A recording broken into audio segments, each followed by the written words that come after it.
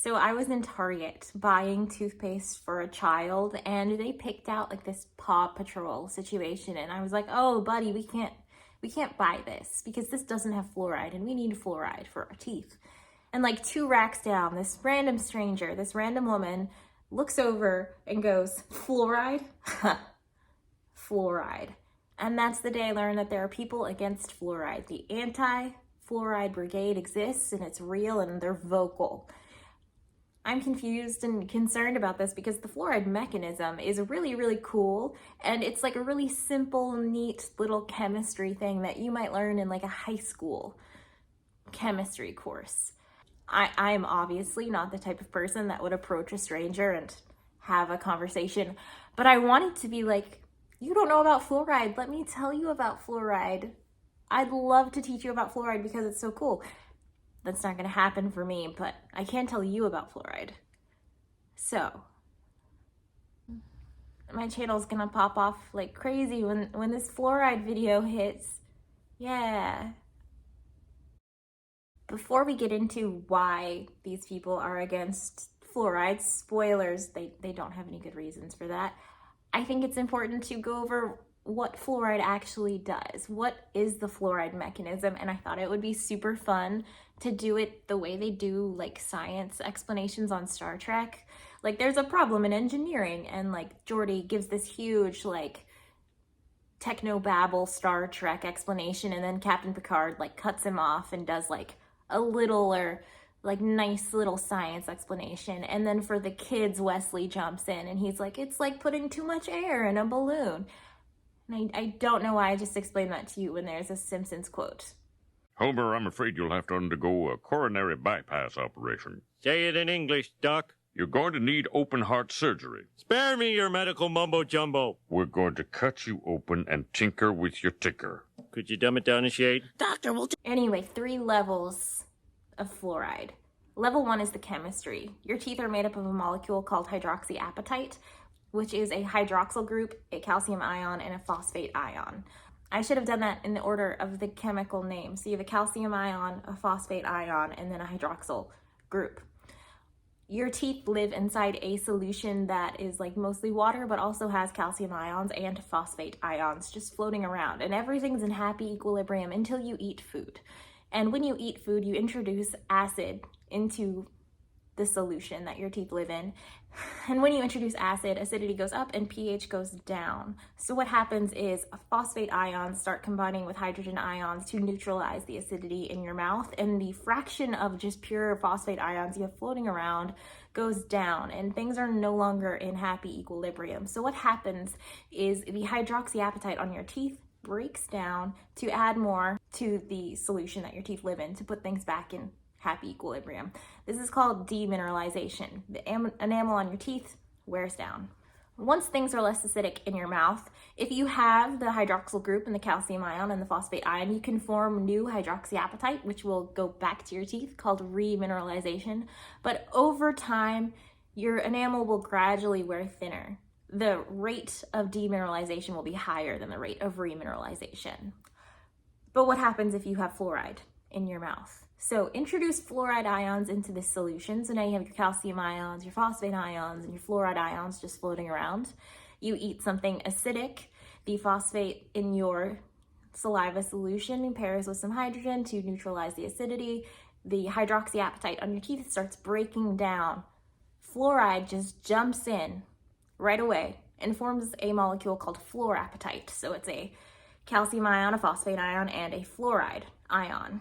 Fluorapatite is a very similarly structured molecule compared to hydroxyapatite and will bind to your teeth to mineralize your teeth with fluorapatite instead of hydroxyapatite. And this happens right away. So rather than having the amount of mineralization on your teeth going down over time, fluoride jumps in to remineralize your teeth right away, and you're gonna have a lot of fluoride available if you happen to drink fluoridated water or brush your teeth with a fluoride toothpaste or use a fluoride mouthwash. It's just hanging out in your mouth.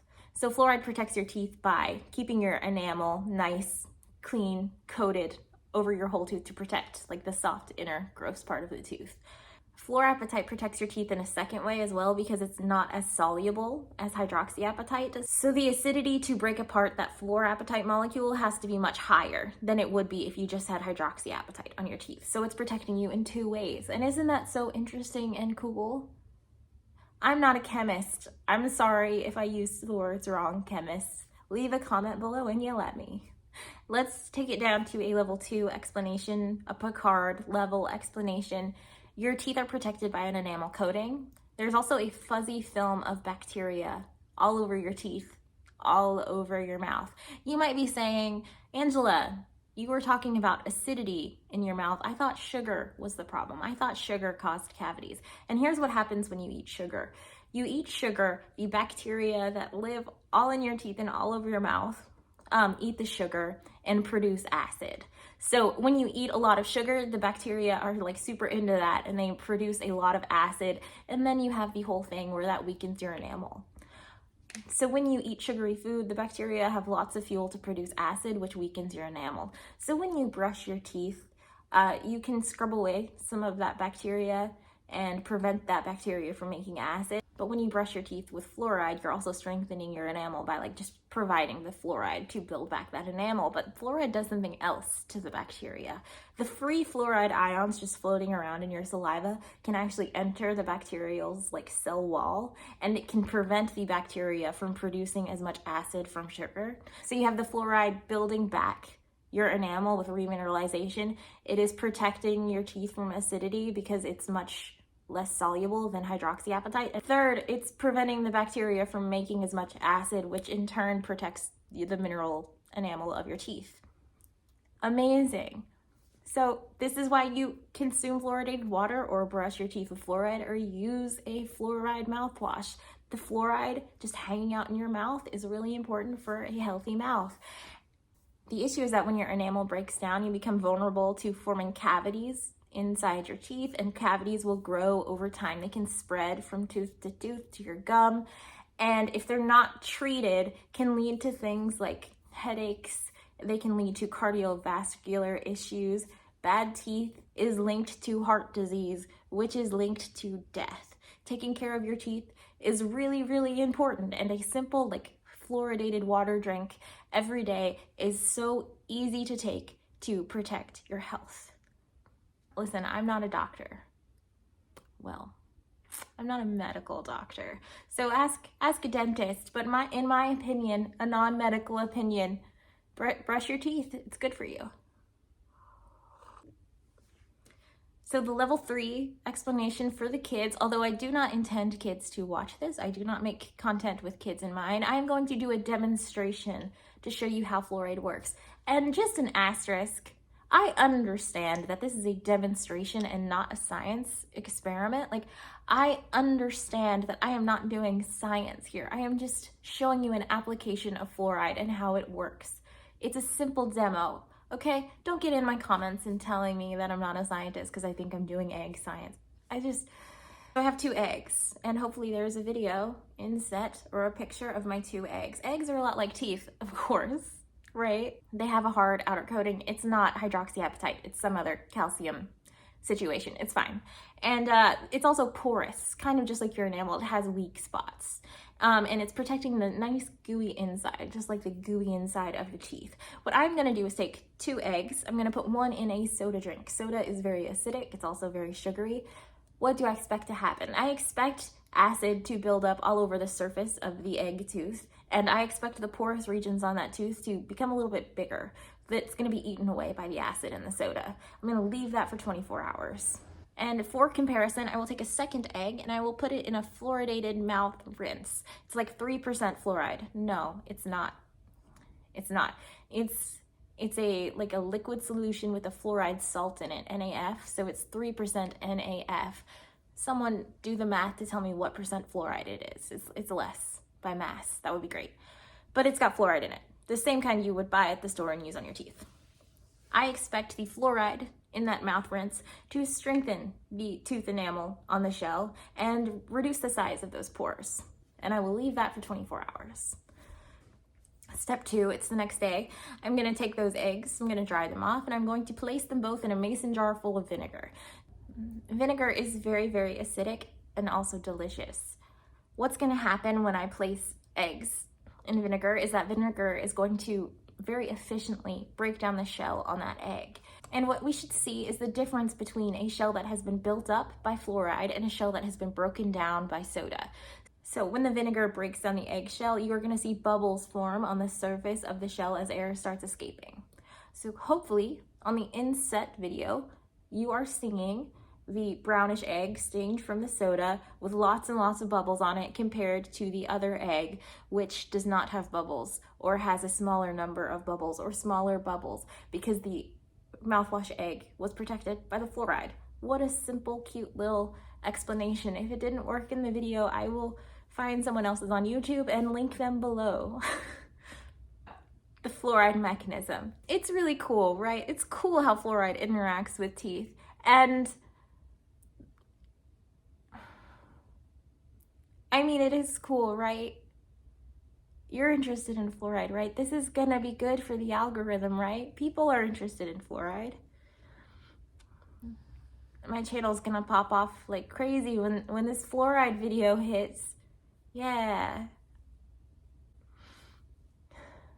So we learned how fluoride works. Why would anyone be against fluoride? You really think someone would do that? Just go on the internet and tell lies? So when you go to your social media of choice and you type fluoride into the little search bar, why are there lots of people who are very vocally being anti-fluoride all day? Like, you will see one guy's Facebook that is just all about how much he's worried about fluoride. Why, when you search fluoride on YouTube, are there lots of normal videos from dental companies and then like a few from dentists who are like, here's why I, the hottest dentist in Portland, Oregon, has a no fluoride practice. It's a vocal fry. It's easier to do because I'm like kind of sick right now. Hi, I'm Dr. Nicole Vane, the owner of Moonlight Beach Dental, a holistic and biologic integrative dental practice. Why is our practice fluoride free? Welcome back. I'm Dr. Bridget White. As a restorative dentist, my duties include diagnosis, treatment, and prevention of dental disease. When it comes to prevention, I'm always getting questions about fluoride. Is it safe? Is it toxic? I wasn't trying to shame women with that joke because some of the hot people who claim to be dentists are also men. They don't use fluoride in this practice. Hi, my name is Dr. Adams, and I'm a dentist at Maryland Holistic Dentists in Burnsville, Maryland. The next thing is that of fluoride. Most holistic dentists do not use fluoride. Fluoride is definitely toxic if it's swallowed, and there are many. Hello, I'm Dr. Grant Layton of Layton Dental, your natural dentist. I have a question for you. The question is, what's so bad about fluoride? Well, it turns out that fluoride is a very toxic element. Why was a random stranger in Target so offended that I would give a child fluoride? Where did this come from? Who are these people? How and why are you against fluoride? There are 4 reasons I have seen people state, like, this is why we're against fluoride in their anti-fluoride brigade posts. And we can go through them in order of increasing wackadoo. Number 1 is the benefits of fluoride are way overstated and it is way more harmful than reported. The risks do not outweigh the benefits. Get rid of fluoridated water. And they're always complaining about fluoridated water because about 75% of America is on municipal supplied fluoridated water, meaning they add like less than 1 part per million to like the water supply. And when you drink tap water, you have fluoride in it. Number 2 is some variant of like, this is America. You can't tell me what to do. Nah. Number 3, it is more interesting. There's a gland in your brain, like in the center, called the pineal gland, and it produces hormones, including melatonin. So it helps you regulate your sleep. So like when it's dark outside, you feel sleepy because this gland, the pineal gland, is making melatonin. In some autopsies of very old people, they find that the pineal gland has been calcified, and they expect that a calcified pineal gland cannot produce melatonin as well, which is why you probably know some old people who like go to bed at 3 p.m. and wake up at 1 a.m. and like they can't regulate it at all. And this is a problem because poor sleep can lead to an earlier death. The anti-fluoride people say that fluoride causes the calcification of the pineal gland and is given by the government because they want you to not have the power of your third eye, because the pineal gland is your third eye and it gives you psychic powers. Number 4 is a similar mass government conspiracy to fluoridate the water, which pacifies the population and lowers the IQ of everybody by 5 points, and that allows them to control and stuff. Okay, let's play a game. Look at the 4 reasons, and let me tell you that one of them is correct. Well, partly correct. One of them is partly correct. Guess which one? It's the first one. It's partly correct. This bit is correct. The benefits of fluoridated water were way overstated. So in the 1950s, somebody, this is a research channel, somebody, the government, somebody noticed that people drinking fluoridated water, like well water, because fluoride is just an element. It's hanging around. It's always going to be in the water. It's going to be in your food. It's everywhere. But some places have a natural higher supply of fluoride in the water. So the people drinking fluoridated, like well water, had less dental problems than your average person. So the government started doing studies, and they were like, hey, if we fluoridated the water, we could protect a whole population's dental health. How good is it to fluoridate water? And the studies came back and they were like, y'all, 60 to 70% of cavities in children would be prevented if we fluoridated the water. We gotta do this. And you know who loved that? Dental toothpaste companies. Because they're like, hey, brush with this fluoride toothpaste, 70% of cavities. Like, that's a huge number of cavities. Brush your teeth with Colgate. Colgate Dental Cream. It cleans your breath. Water toothpaste. Water cleans your teeth. Colgate toothpaste. Cleans your breath. Water toothpaste. Water cleans your teeth. And more recent studies have found that it's not. So toothpaste, which is an application of fluoride to your teeth, it has a really high efficacy. It is like 50 to 60% of cavities. You don't swallow it though, you spit it out, right? So toothpaste has way more fluoride in it than fluoridated water. If you drink fluoridated water, like you ingest it into your body, it's like 10% of cavities, not 70%. So the benefits of fluoridated water were way overstated. But I still think 10% is really good. Like, that's a huge percentage of cavities to just get rid of. But also, it is important to note that in the 70 years that we've been fluoridating water and toothpaste in everyone's bodies, the percentage of cavities in children has gone way, way down. And that's due partially to fluoride and fluoride toothpaste, but more people get preventative dental treatments. More people are brushing their teeth daily and flossing daily, and all of that combined helps prevent cavities. It's not just the fluoride. But let's talk about the second part. The benefits in no way outweigh the risks. What is the risk of fluoride? These sources of fluoride exposure can contribute to human health risk. If you don't know the risk of fluoride, I want you to just try to think, because I think this is part of the problem. Like, do you just feel naturally that fluoride is bad for you? Do you just think based on like hearing that there's a controversy that fluoride is bad? Well, let me tell you. So fluoride, like nearly everything, is a chemical. And like nearly all chemicals, if you take too much fluoride, you will overdose and die. The lethal dose for an adult is 5 grams of fluoride for a 70 kilogram person. And that's a heck of a lot of fluoride. And when you ingest fluoride, it starts interacting with your stomach and it starts giving you cramps, and you're gonna get diarrhea. So there is this natural protectant where if you start eating a lot of fluoride without realizing it, it'll come out. There has been one person that died at a dentist office from fluoride. Let me tell you the story. A tragedy. So a 3-year-old goes to the dentist. This is 50 years ago. And like just a series of mistakes. Like he goes back by himself. The parent stays in the office. The dentist does the checkup, does the fluoride application, which at this time was a rinse of fluoridated water. not the kind you get from the tap, like super highly concentrated, like a lot of fluoride. And the rinse was like you gurgle it and you spit it out. You don't swallow it. So the boy does this, and then the dentist leaves the room, and for some reason, this little boy decided to just chug the open bottle of super concentrated fluoride. And he was able to get enough. Obviously, the lethal dose for a child is going to be less than 5 grams because like they don't weigh 70 kilograms. They weigh like 10, 20. So he died. And that's terrible. And so to prevent anything like that from happening ever again, dentists don't work that way anymore, right?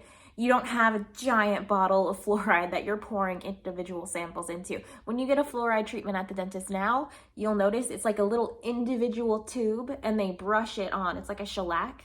So if a 3-year-old was left alone by a dentist with a giant box of this shellac, she would have to open like each individual packet and squeeze it into her mouth and swallow it. And like it can never happen again because we have these precautions in place. But what's the risk of overdosing on like the products we have with fluoride in it? I found this toothpaste, which is the highest percent of fluoride in a toothpaste. It's 0.3 grams of fluoride in this whole bottle of toothpaste. So to get to the 5 grams, you're gonna have to eat more than 15 tubes of toothpaste within the short enough time that you ingest it all before it starts coming out.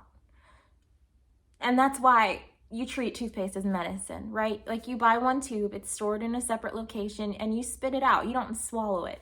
No one is going to accidentally overdose on fluoride in toothpaste. You're not going to sit down and eat 15 tubes of toothpaste within an hour. Mouthwash has less fluoride than toothpaste, and it's in these big tubs. So you would have to drink gallons to get an overdose on fluoride, and you would risk overdosing on water before you would risk overdosing on fluoride. More people die overdosing on water than on fluoride ever. So just don't drink it. You're not supposed to drink it. You're supposed to spit it out. What about fluoridated water? It has less fluoride than mouthwash and much less than toothpaste. The FDA says you can drink 10 gallons a day without even getting anywhere close to the maximum amount of fluoride in a day. So what are these risks? What are these risks that people are talking about? Like obviously they put pictures of sad little kids, and kids are the risk, right? Like no adult is eating toothpaste, but kids, like it smells really good. It's really colorful. A lot of times it has glitter in it, and like it's a fun tube. So like kids are the real risk. And if you go to Poison Control's website, they say that they get a lot of calls about toothpaste every year. And there's a cute little story where this mom goes to wake her 3-year-old up for preschool, and she pulls back the covers, and like the girl is like toothpaste hair, toothpaste face, and she's holding like a half empty bottle of toothpaste, meaning she ate it during the night. And so the mom freaks out. She calls Poison Control, and Poison Control calculates the dose she got from eating half a tube of toothpaste, even though like most of it's on her face and hair. And the treatment is that she needs to eat a yogurt because yogurt has calcium. It will help like prevent the fluoride from making your stomach cramp and feel bad and the diarrhea. So the treatment for too much fluoride is yogurt. These sources of fluoride exposure can contribute to human health risk. What are the risks? I feel like a 10% reduction in cavities is an amazing feat. Like what a world we live in where we can do something to protect like the entire population's teeth. Like it's so important to our overall body health. What are these risks? There's another thing where like if you have too much fluoride, like not an overdose level of fluoride, but like too much fluoride every day for like 7 months, you can get something called fluorosis in your teeth, where you get white spots, like you have too much enamel. And the treatment for that is you go to the dentist, and the dentist is like, you're getting too much fluoride from your well water. You should get on city water. So that's it. These sources of fluoride exposure can contribute to human health risk. Sure, Jan. The second reason people are against fluoride is they're like, this is America. You can't make me do things. I'm not going to wear a seatbelt or a mask on a plane. Meh. And I just, like, I guess this isn't a wrong opinion. It's just a bad opinion. Like, I think it should be a personal choice as to whether or not you want to put something foreign into your water. We don't have fluoride water. We have water like tank water. No, I don't. I think it's too many chemicals, and I don't think it's good for our children. So no, I definitely don't think it should be. I just can't with these people. Like, did you think when you were a child that when you grew up, you would have to spend time convincing adults to care about other people? Like, okay, you don't want fluoride for you, whatever. Like, you don't care if your teeth rot. You have enough money to go to the dentist, whatever. But, like, the idea of putting it in the water supply is to protect the vulnerable people in our society, like children who can't brush their teeth reliably, or families who can't afford other fluoride treatments like toothpaste and mouthwash and dentist visits, or people without homes who are just drinking tap water, or elderly people who can no longer care for themselves in a way that protects their teeth. It's so important to have healthy teeth to have a healthy body, and fluoridating the water is something we can do to help everyone. And these people are just like, I don't like when poor people have good things. I don't even use the library. Why do my taxes go to the library? What a very strong and valid opinion, Kevin. Good job. Yeah. Those kids who can't brush their teeth. Good. Yeah. You're such a strong man. Great. Whatever. The next one. This one's really interesting because you can kind of see how the conspiracy theory developed. Like, imagine an old person is like, I don't like fluoride, but I don't know why. You know, and then they receive like an AARP magazine in the mail. Like the ad is just like selling melatonin pills to old people. Like, did you know the pineal gland of an old person is calcified? And if you buy my pill, then you get good sleep. And then the old person is like, huh, calcium. That's a mineral. Fluoride's a mineral. I bet the fluoride's calcifying the pineal gland. Brah! Cancel the fluoridated water. Got it, solved it. And then somehow, like, wooey people were like, but my pineal gland's my third eye, and the fluoride can't calcifies my third eye, and that's why. And that explains why none of my psychic predictions come through. Haha. I don't need to debunk psychics, right? I'm not going to talk about that part. It doesn't matter.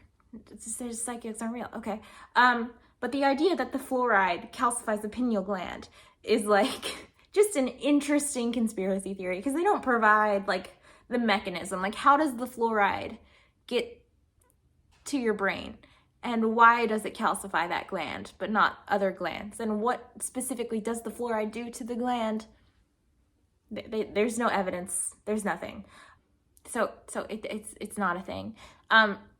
What's interesting is that conspiracy theories get so prominent that scientists start having to be like, I guess I'll look into this. There have been studies done, and they don't find correlation between fluoride consumption and pineal gland calcification. There's a good YouTube video where a guy will actually read you the studies and show you the plots by Mike the Vegan. Does fluoride exposure calcify your pineal gland? Does it actually make it hard? Fluoride level in populations in different times and places in the world, it seems like it might, but biochemically, absolutely not. I'll link to it below, but like, I just, do you need studies? Like, if someone's like, this happens, the pineal gland gets calcified, I'm just like, how? Like, do you have a reason why you think that? Because if you don't have a reason why you think that, then it's not even a theory. Like, okay, you think that happens. What is the mechanism? And they can't answer that. So, like, it's obviously bunk. But this video was good. I know people have talked a lot on YouTube about how mass government cover-up conspiracy theories are really silly because, like, it requires every single dentist in the world, except for those ones on YouTube. I don't do fluoride, nah. Water fluoridation is a hoax. It's not scientific. It's not good medicine. It's not public health policy. It's a desperate attempt by certain industries to eliminate a toxic poison by feeding it to the people. To be in like cahoots and like agree to lie to their patients in order to pacify the public and lower their IQs. Like, how would you convince 100,000 people? How many dentists are there? Let's say 100,000.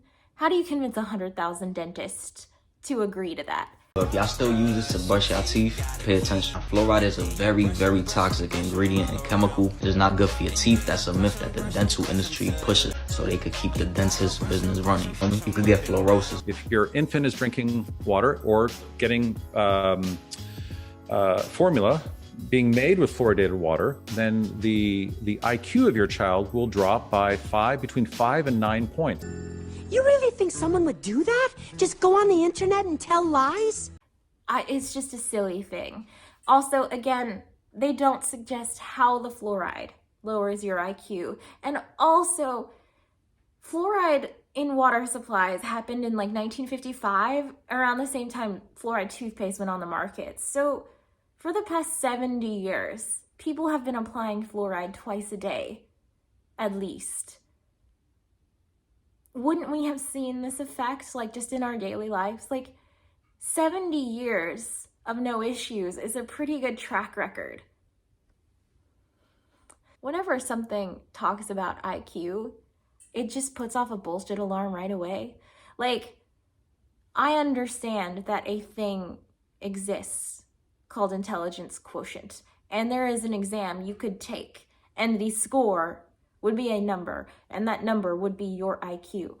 But when people talk about it lowers the population's IQ by 5 points, like, that's so specific, and I'm just like, so did you give everyone in America an IQ test in 1955 and then repeat it in 1985, and they all sat down and took the same 5-hour exam and you saw the average go down by 5 points?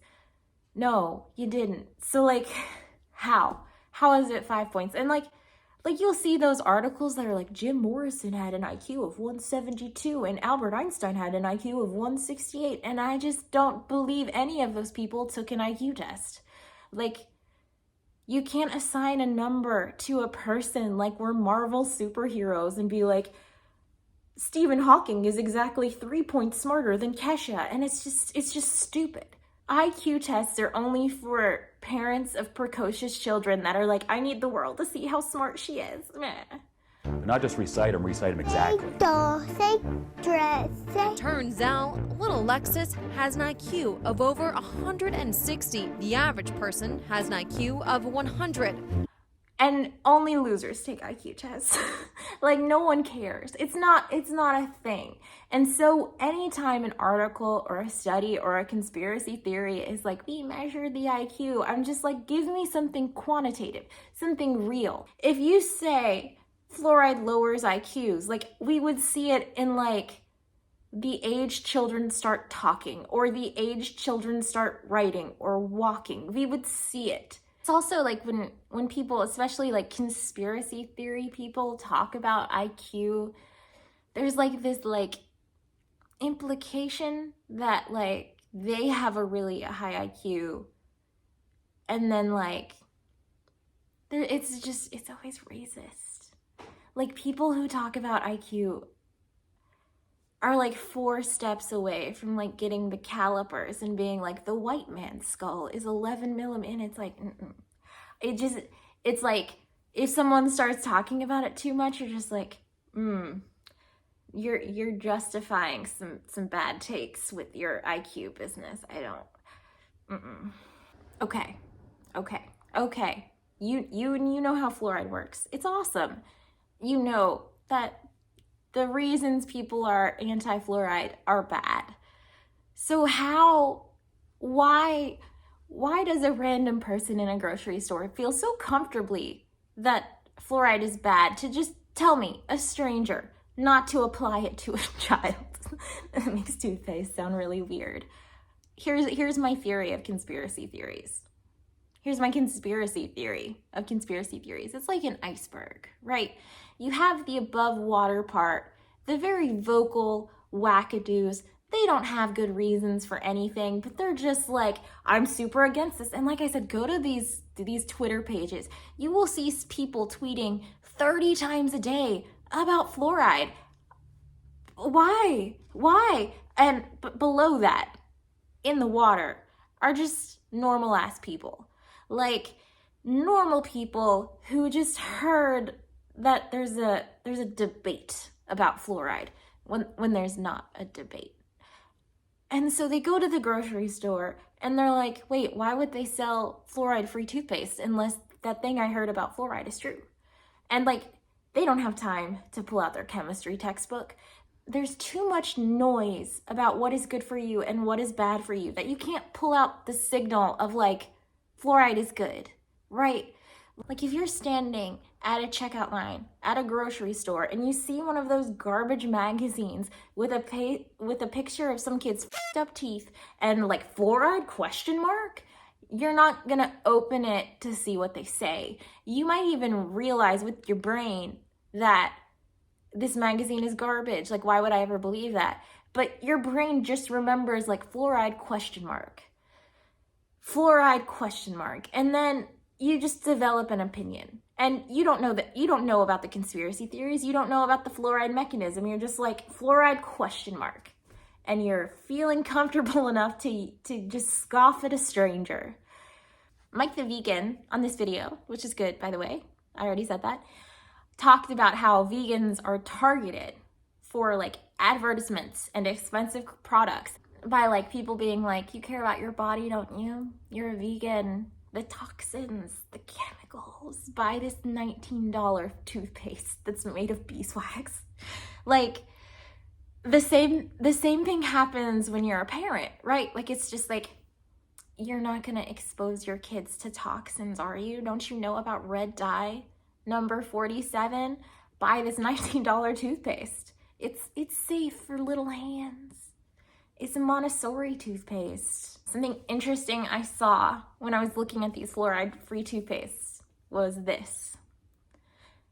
This is hilarious to me. It's a fluoride-free toothpaste, so it's marketed towards someone who's like, you care about your body, don't ya? But it's got charcoal in it. Charcoal is a chemical too. It's a toxin too, right? Like, who is the market for this toothpaste? Who is the person who's like, I'm afraid of fluoride. I've heard it's bad. But who will also put charcoal in their mouth? Plain water? Yuck. I'm bored. Then try this. What just happened? That water contains Teeth Dazzler, which makes your teeth stronger and starts a party in your mouth. Like, I'm not saying charcoal is bad for you or it's gonna do anything bad, but it's not gonna do anything good either. There's no research on that. But I just can't believe that there's someone who would be like, fluoride? Oh no, thank you, I'm pure. But I will rub charcoal on my teeth. Because when I think about charcoal, like in my mind, the picture is like a fire. And like the carcinogens that are left over after a fire. Like to put charcoal in your mouth to me is the same as like rubbing like the stuff that causes cancer on like a piece of wood that's been on fire onto your teeth. And it's just, it sounds wild to me. I understand that that is not what's in that toothpaste. Like I get it, but just the idea of rubbing charcoal on my teeth is bad for me. So I don't understand how a person could be anti-fluoride and pro-charcoal. Who is that person? I told this story to a colleague, and he's an atomic, like experimental physicist. And he was like, I don't think that way about charcoal at all. Cause like when you make like a vacuum or something and you put a filter, like a vacuum cell to do like a laser experiment, not like a vacuum to vacuum your floor. And filters have like these charcoal like films on them because like charcoal is really good at like collecting particulate and like making your like clean room clean. He was like, so the idea that it's in toothpaste makes sense to me because like charcoal clean I So maybe this is marketed towards AMO experimental physicists who are also like fluoride is bad, but I don't understand who that market would be. Target also has this, which is a toothpaste that is fluoride free but has hydroxyapatite added to it. So like we know the chemistry, what happens if you just have hydroxyapatite hanging out in your mouth? Well, I expect that when you eat something acidic and your tooth demineralizes and your hydroxyapatite on your teeth dissolves, the hydroxyapatite that's just hanging out in your mouth because you brushed it on with the toothpaste would just make new enamel, right? Isn't that interesting? They came up with a product because people are scared of fluoride. Like, you can purchase an inferior product. Like, it's not as good as fluoride, right? Because we learned how fluoride interacts with bacteria and how it makes a stronger, less soluble enamel, but it's pretty good, right? So, like, it's just kind of a depressing but awesome state where they're like, we can't convince the public that fluoride is fine, but what we can do is make an inferior product that does a similar thing. I don't know. The people who are scared of fluoride, are they going to be scared of hydroxyapatite right on their toothpaste or what? Like, why specifically would someone who's scared of fluoride want this? What? Fluoride's boring, guys. Boo! Welcome to T-Dazzle. It's not a chemical. It's an aquatic-based social media oral experience. It's just so depressing that instead of convincing people that fluoride is awesome, they just made something else. Like, we're never gonna get people to go for fluoride, so here's another thing. And it's more expensive, by the way. It's still cool though. I mean, if you're still scared of fluoride after watching this video, like, get this stuff, right? So my last question is about the top of the iceberg. Why are these people so vocal about fluoride if their reasons are bad? Like, obviously you have like a small subset of like delusional people who have found like their avenue of feeling righteous and correct, and like they're just projecting it onto Facebook all day. But the obvious answer is that like it's a scam, right? Like, they're selling you. Obviously, they're in the market of selling you $19 beeswax toothpaste because you're just a vegan mom who doesn't have time for toxin chemicals. Found them selling lots of things. Lots of things. I watched a whole documentary on the fluoride poison, and at the very end, this guy's just like, everyone was asking me to develop a product to combat this. So I developed the product. I was asked, what can we do? There's no product on the market that targets specifically fluoride detoxification and fluoride cleansing.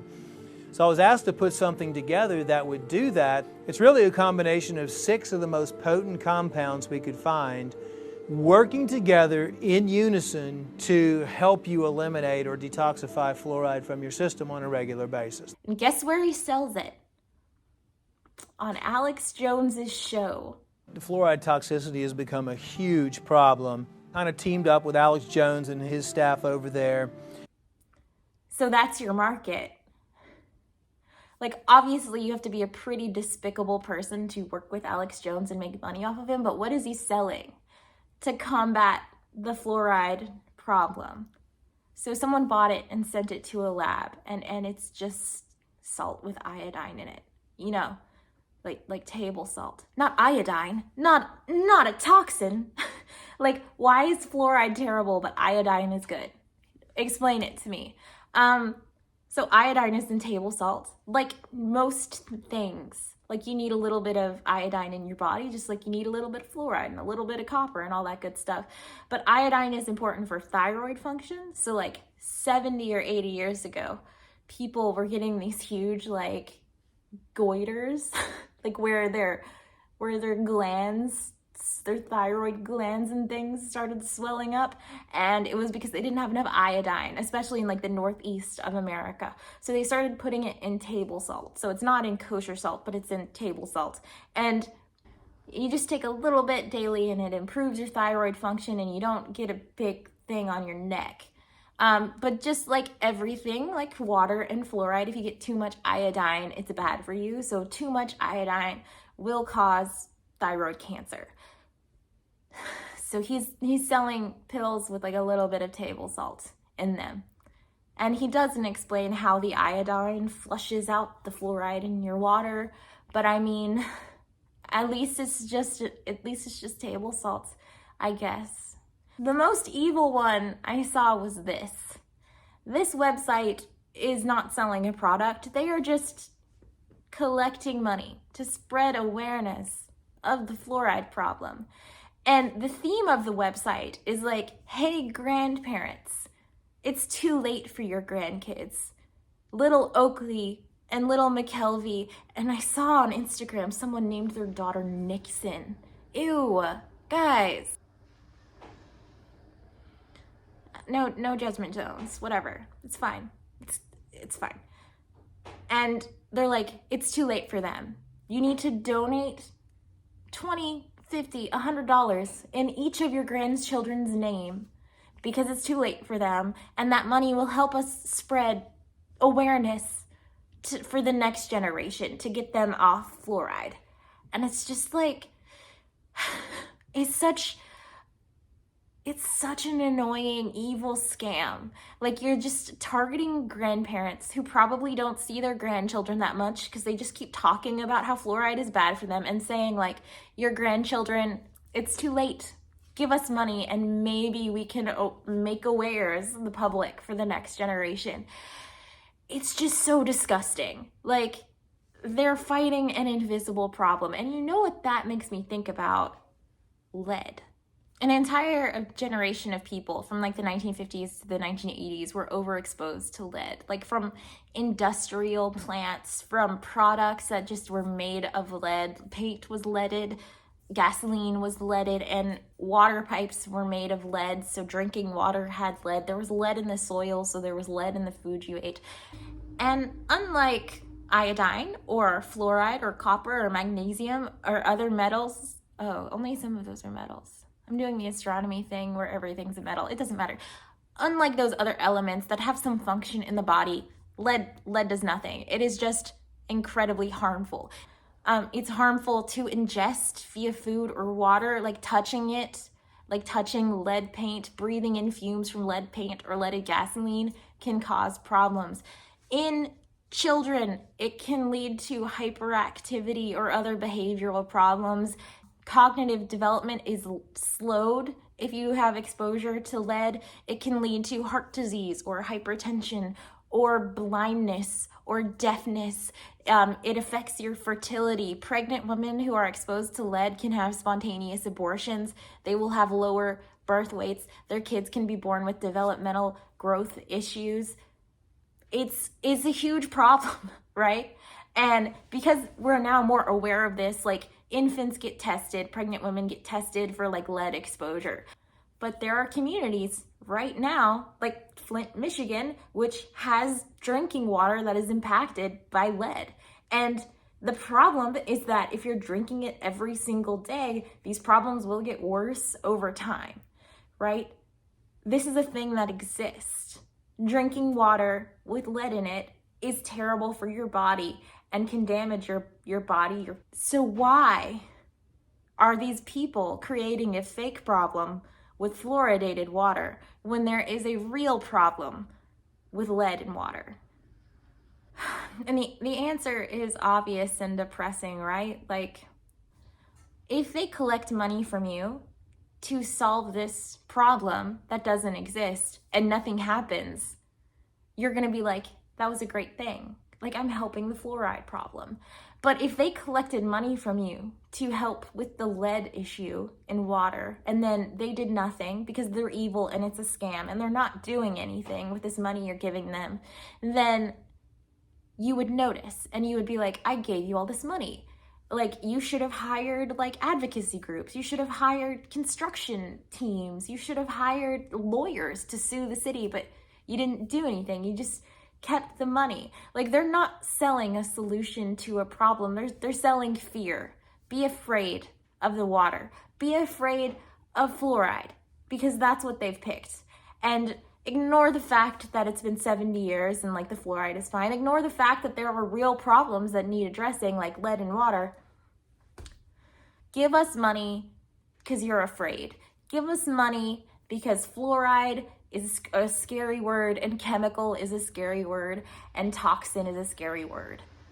Just yell at strangers in the grocery store. That's gonna work for you. That fluoridation is the most monstrously conceived and dangerous communist plot we have ever had to face. I I feel like this should be a whole video series where people have like these guttural reactions to hearing chemical names, even though like it's fine. Like, have you ever had a conversation with someone and they're just like, you drink Diet Coke? Diet Coke is worse. And it's just like, why do you think Diet Coke is worse? Aspartame is the most studied chemical that's put in food. So why is it worse? Why do people just say that? It's very silly. Like and subscribe if you're a hot dentist who hates fluoride. Oh, that's hard to do. I'm sorry.